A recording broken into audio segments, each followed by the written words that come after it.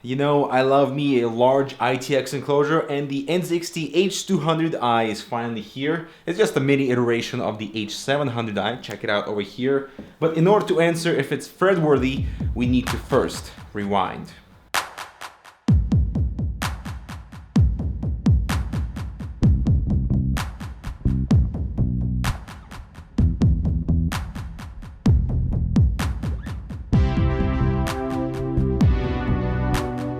So I have a really exciting ITX enclosure that's supposed to hit my doorstep, and I'm just excited to see more ITX options in 2018. But why is it that majority of companies that make ITX cases are ballooning them up? It seems like the industry is going in reverse and trying to make them as large as possible so it can accommodate the most hardware, but I don't think that's the right approach. You could say the same thing about the intro. So let's check out the H200i and what it brings to the table right after this.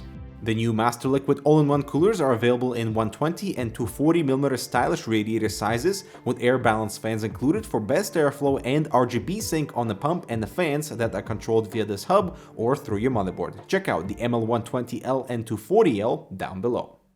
Okay, so first of all, let's start with the size. I didn't realize just how little and cute the H200 would be. I thought it would be something in the realm of the size of the NZXT Manta ITX, which, as you can see, it's much wider, it's taller, it's just overall bulkier, and they went back to the roots of like this whole angular structure that looks fantastic. And it's so tiny. I mean, the perspective here, I can fool you around, but look at this. Here at NZXT Manta and the Dark Base 700, the full tower. So in comparison, yeah, it's very small.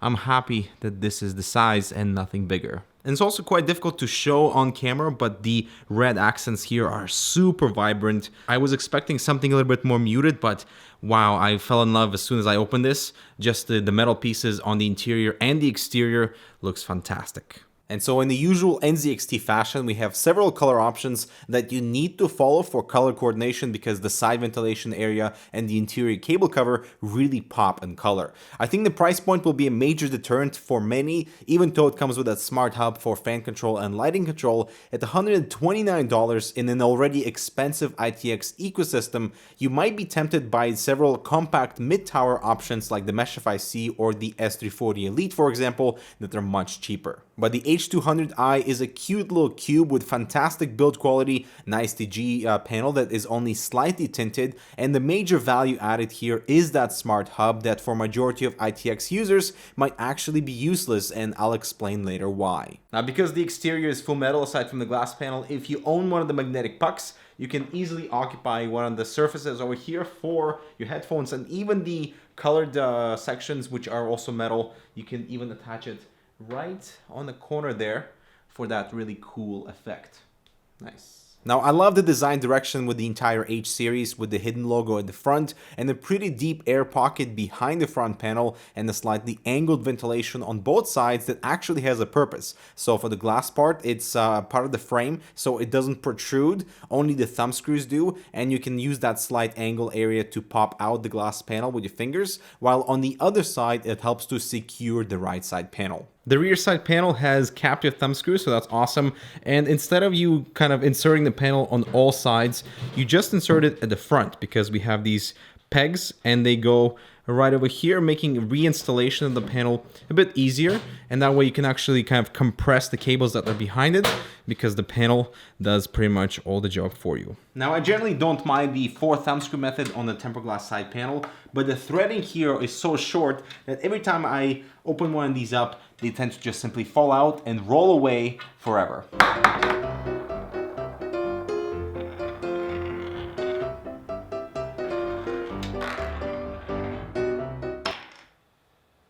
The I/O is basic with purple USB 3 ports, illuminated power button, and the I/O cables are already bunched up in this super easy to install connector. I really wish this was the standard for all cases. Up top we have a cool exhaust perforation for a 120mm fan and a built-in dust filter. Since the fan is already pre-installed, it's kind of nice, but accessing it for cleaning will not be fun. Now, the case is large because we have a roomy power supply chamber with support for standard ATX units, and a bracket is pre-installed for SFP SFX power supplies too, and there's a dust filter underneath. There are only 2 PCI slots. The rear 120mm fan can be moved down slightly, and behind the front panel is all of our airflow goodness with a removable dust filter and a fan bracket that you pull out after 4 thumb screws. Now it only supports up to a 240mm radiator or dual 140mm fans, and the bracket is non-symmetrical, so there's only one correct way to install it with 2 height positions for the radiator. So the lack of a 280mm radiator support is totally understandable given the size of the enclosure, but initially when I found out it wouldn't support my X62, I was like, why?